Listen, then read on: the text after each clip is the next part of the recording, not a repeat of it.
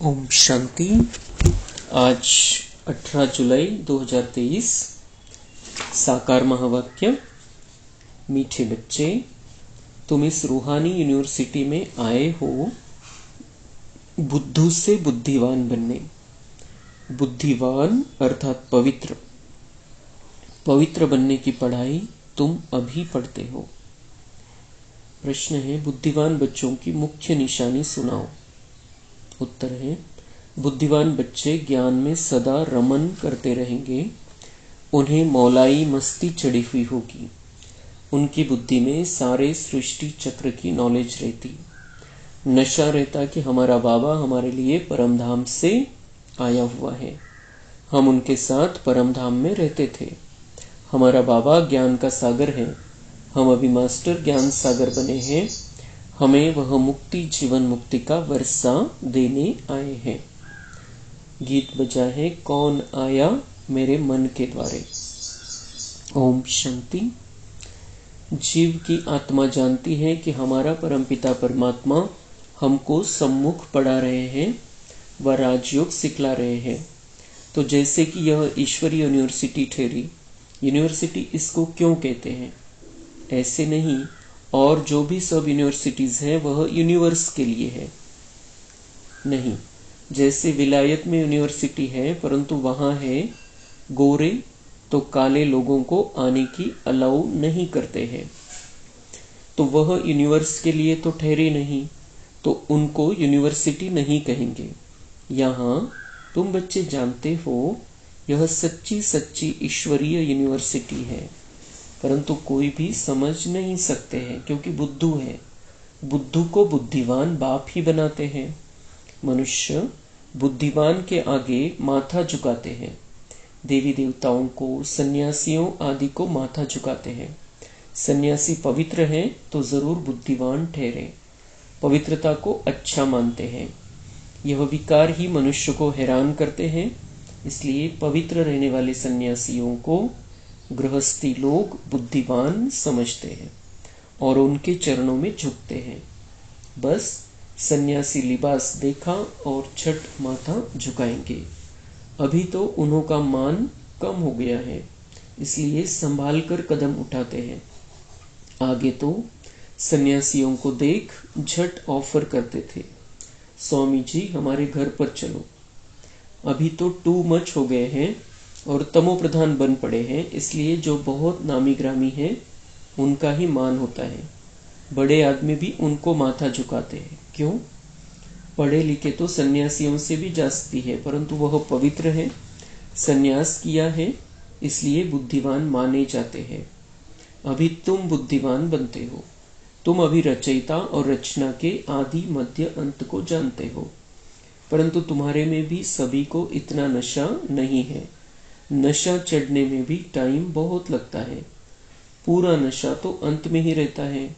अभी जितना जितना तुम पुरुषार्थ करते हो उतना नशा चढ़ता जाता है। निरंतर यह याद रहनी चाहिए।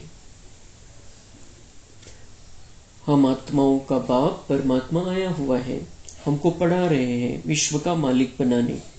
तो पुरुषार्थ करने की शुभ चिंता होनी चाहिए। सभी को वह चिंता नहीं रहती। यहाँ सुनते समय नशा चढ़ा, यहाँ से बाहर निकला और खेल खलास। नंबर बार है ना। हम आत्माओं का बाप आया है, हम उनके पास परमधाम में रहते थे, ऐसे और कोई नहीं समझते हैं। साधु सन्यासी आदि पवित्र हैं, तुम्हारे में भी नंबर बार है। सभी को यह निश्चय नहीं बैठा है कि हमारा परमपिता परमात्मा ज्ञान का सागर है, जीवन मुक्ति दाता है, जो हमको स्वर्ग का मालिक बनाते हैं। यहाँ से पाँव बाहर निकाला और वह खुशी गुम हो जाती है। नहीं तो तुम बच्चों को कितनी खुशी रहनी चाहिए। मैंने भी इस तन का आधार लिया है, नहीं तो राजयोग कैसे सिखलाऊं। मुझे अपना शरीर नहीं है। मंदिरों में देखेंगे तो सबको अपना शरीर है। मैं तो अशरीरी हूँ और सभी को आकारी व साकारी शरीर मिला हुआ है। मेरा शरीर नहीं है। सोमनाथ का मंदिर है अथवा शिव के मंदिर में जहां भी जाओ वहां निराकारी रूप है। सिर्फ नाम भिन्न भिन्न रख दिए हैं। यह तो जानते हो, आत्मा परमधाम से आती है, भिन्न भिन्न शरीर धारण कर पार्ट बजाती है। मैं इस 84 के चक्र में नहीं आता हूँ। मैं हूँ परमधाम में रहने वाला, इस शरीर में आया हूँ। तुम कहेंगे निराकार फिर कैसे आते हैं? हाँ, आ सकते हैं। तुम लोग पितृ खिलाते हो तो आत्मा आती है ना, शरीर तो नहीं आता, आत्मा प्रवेश करती है। समझते हैं, आत्मा दूसरे शरीर में प्रवेश करती है। कोई तो भूत की आत्माएं बहुत चंचल होती है, पत्थर आदि मारती है। आत्मा शरीर में आती है तब कुछ कर सकती है, उसे घोस्ट कहते हैं। अशुद्ध आत्माएं भी प्रवेश करती है।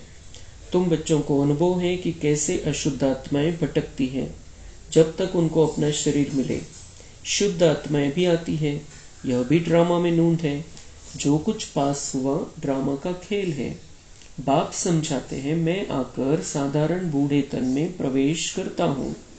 जरूर अनुभवी का शरीर चाहिए ना। ब्रह्मा का नाम मशहूर है, ब्रह्मा की राय भी मशहूर है। ब्रह्मा को फिर कहाँ से राय मिली? ब्रह्मा है शिव बाबा का बच्चा, तो उनकी है श्रीमत। तो जरूर मुख्य श्रीमत ब्रह्मा की होनी चाहिए, जिसमें बाप प्रवेश करते हैं। भारतवासी इन बातों को नहीं जानते। वह तो समझते सब एक ही है। श्री कृष्ण, शिव आदि सब एक ही है। श्री कृष्ण को महात्मा योगेश्वर कहते हैं, परंतु क्यों कहते हैं यह तो समझते नहीं। श्री कृष्ण की आत्मा अभी ईश्वर द्वारा योग सीख योगेश्वर बन रही है। कितना गुप्त राज है। मनुष्य तो कह देते परमात्मा नाम रूप से न्यारा है, उनका शरीर है नहीं। परंतु तुम तो कहते हो सोमनाथ का मंदिर शिव के अवतरण का यादगार है। जरूर कल्प पहले शिव बाबा आया हुआ था और अब आया हुआ है। फिर द्वापर में उनकी भक्ति शुरू होती है। शिवरात्रि मनाते हैं। पाप बैठ समझाते हैं, तुम आत्माएं परमधाम से आई हो पार्ट बजाने। आत्मा अविनाशी है, इसमें 84 जन्मों का पार्ट भरा हुआ है। जैसे बाप पुराने शरीर में आए हैं, वैसे तुम भी पुराने शरीर में हो। बाबा इस पुराने शरीर से लिबरेट कर नया देते हैं। युक्ति बतलाते हैं कि कौड़ी तुल्य से हीरे तुल्य कैसे बनो। गाते भी हैं माशूक एक। बाप कहते मैं परमधाम का रहवासी हूँ, तुम भी परमधाम में रहने वाले हो। मैं पुराने ते पुराने शरीर में आया हूँ। तुम्हारा भी 84 जन्मों के अंत का यह पतित तन है। तुम भी अपने को आत्मा समझो। हमने 84 जन्म भोग पूरे किए हैं। अभी फिर नई दुनिया में हमको नया शरीर मिलेगा, तो कितनी खुशी में रहना चाहिए। नंबर 12 है, कोई तो बिल्कुल ही डल हेड है। माया ने बिल्कुल ही पत्थर बुद्धि बना दिया है। जैसे गर्म तवे पर पानी डालो तो बिल्कुल ही सूख जाएगा, ऐसे तत्ते तवे हैं। अरे तुम अपने को सिर्फ आत्मा बाप की संतान समझो। वह भी नहीं समझते। अगर समझते तो आश्चर्यवत भागंती क्यों हो जाते। माया बड़ी जबरदस्त है। कोई गफलत की और माया थप्पड़ मार देगी। अरे बाबा आया है वर्षा देने, फिर भी तुम विकारी बनते हो। बड़ा जबरदस्त थप्पड़ लगाती है। बाप तो थप्पड़ नहीं मारेंगे, माया थप्पड़ मार मुंह फेर देती है। ऐसे बहुत माया के थप्पड़ खाते रहते हैं। माया भी कहती है तुम बाप को याद नहीं करते हो तो मैं मारती हूँ।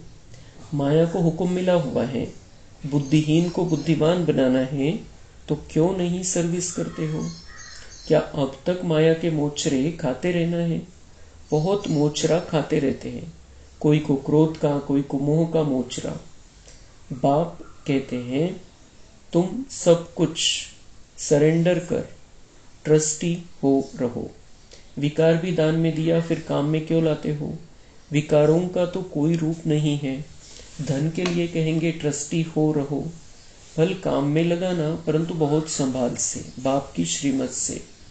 पैसे से कोई ऐसा विकर्म नहीं करना, नहीं तो उनका बोझा सारा तुम्हारे सिर पर चढ़ेगा। माया बड़ी तमोप्रधान है, वह भी जानती है यह बाप को ठीक रीति याद नहीं करते हैं, इसलिए मारो इनको घूसा। माया कहती है अगर बाप और वर्षे को याद नहीं करेंगे तो मैं थप्पड़ मार दूंगी। बहुत बच्चे लिखते भी हैं बाबा माया ने थप्पड़ मार दिया। बाबा भी लिखते हैं, हाँ बच्चे, माया को हुक्म मिला हुआ है, खूब थप्पड़ मारो, क्योंकि तुम मेरा बनते नहीं हो, तुमको सदा सुखी बनाने आया हूं। तो भी तुम बच्चे याद नहीं करते हो। है भी बड़ा सहज, परंतु टाइम लगता है। नहीं तो बाप और वर्षे को याद कर खुशी का पारा चढ़ जाना चाहिए। आखिर में याद करते करते झुचकी यानी हिचकी आए, बस अब बाबा के पास चला जाता हूँ, फिर आ जाऊंगा स्वर्ग में, एकदम जैसे मौलाई बन चले जाएंगे। अच्छा, यह तो कोई नहीं जानते आत्मा आशिक है परमपिता परमात्मा की। सच्चे सच्चे आशिक तुम हो। आधा कल्प तुम आशिक बन माशूक को खूब याद करते हो, परंतु यह जानते नहीं कि आत्मा परमात्मा पर आशिक होती है।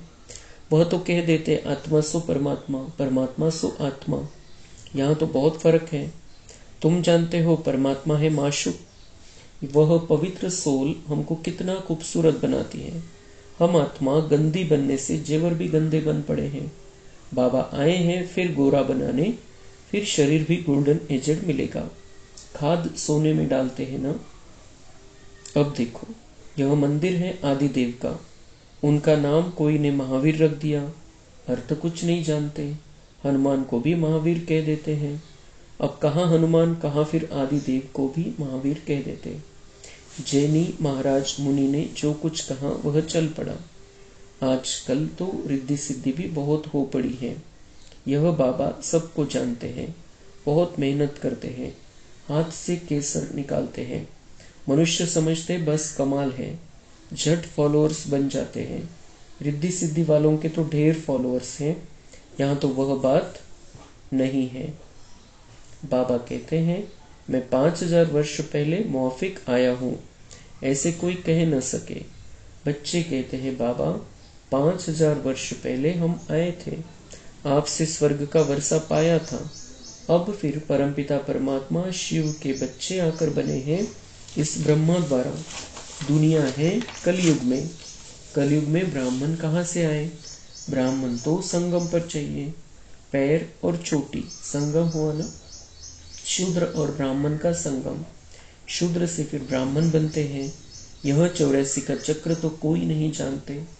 तुम जानते हो हम ब्राह्मण हैं, ब्रह्मा की औलाद प्रैक्टिकल में बने हैं। उन ब्राह्मणों को तुम कह सकते हो। तुम ब्राह्मण अपने को ब्रह्मा की औलाद कहलाते हो। अच्छा, ब्रह्मा का बाप कौन है? बता नहीं सकेंगे, डिब्बी में ठिकरी, बस। हम ब्राह्मण ही भगवान हैं। तुम सब भक्त थे, अब कहते हो हम लक्ष्मी को वरने लायक बन रहे हैं। इसमें पुरुषार्थ चलता है। समझो, हम परमधाम से आए हैं, अभी बाबा फिर वापस ले जाने लिए आए हैं। हम भी ब्रह्मांड के मालिक हैं। बाबा भी पुराने तन में आए हैं, हम भी पुराने तन में हैं। बाप कहते हैं हमको भी पुराना तन लेना पड़ता है। अब मुझ बाप को याद करो तो विकर्म विनाश होंगे। टाइम भी देते हैं। पांडव गवर्नमेंट की सर्विस कम से कम 8 घंटा होनी चाहिए। राजयोग सिखलाना है, शंख ध्वनि करनी है। तुम श्रीमत से भारत को खास और दुनिया को आम स्वर्ग बनाते हो। स्वर्ग में सिर्फ तुम आते हो और धर्म वाले नहीं आते। ब्राह्मण, देवता, क्षत्रिय, वैश्य, शूद्र, इसको विराट स्वरूप कहा जाता है। एक विराट रूप का भी चित्र बनाना चाहिए जो मनुष्यों को सहज समझ में आए। विष्णु को विराट स्वरूप में ले आए हैं। चित्र तो जरूर चाहिए ना। स्कूल में भी चित्र रखते हैं ना, नहीं तो बच्चा क्या जाने हाथी क्या होता है। चित्रों पर दिखाते हैं तो यह भी 4 युग है। अब कलयुग है, जरूर चक्र फिरेगा। ब्राह्मण तो संगम पर होते हैं, बाकी है जिस्मानी ब्राह्मण पंडे, वह ब्रह्मा मुख वंशावली नहीं है। ब्रह्मा मुख वंशावली को तो दादे से वर्षा मिलता है, उन ब्राह्मणों को वर्षा कहाँ मिलता। इन बातों को तो तुम्हारे में भी नंबरवार समझ सकते हैं। अच्छा, मीठे मीठे सिक्के लदे बच्चों प्रति माता पिता बाप दादा का याद प्यार और गुड मॉर्निंग।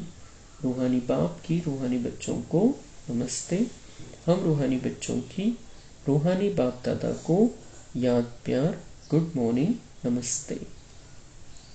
धारणा के लिए मुख्य सार है। पहली पॉइंट, बुद्धि से सब कुछ सरेंडर कर ट्रस्टी हो रहना है। बहुत संभाल से श्रीमत प्रमाण हर कार्य करना है। दूसरी पॉइंट है, बाबा और वर्षे को याद कर अपार खुशी का अनुभव करना है। बाबा की याद में मौलाई बन जाना है, सच्चा आशिक बनना है। वरदान है, समाने और समेटने की शक्ति द्वारा एकाग्रता का अनुभव करने वाले सार स्वरूप भव। देह के संबंधों व पदार्थों का बहुत बड़ा विस्तार है। सभी प्रकार के विस्तार को सार रूप में लाने के लिए समाने व समेटने की शक्ति चाहिए। सर्व प्रकार के विस्तार को एक बिंदु में समा दो। मैं भी बिंदु, बाप भी बिंदु, एक बाप बिंदु में सारा संसार समाया हुआ है। तो बिंदु रूप अर्थात सार स्वरूप बनना माना एकाग्र होना। एकाग्रता के अभ्यास द्वारा सेकंड में जहाँ चाहो जब चाहो बुद्धि उसी स्थिति में स्थित हो सकती है। स्लोगन है, जो सदा रूहानियत की स्थिति में रहते हैं वही रूहानी गुलाब है। अच्छा, ओम शांति।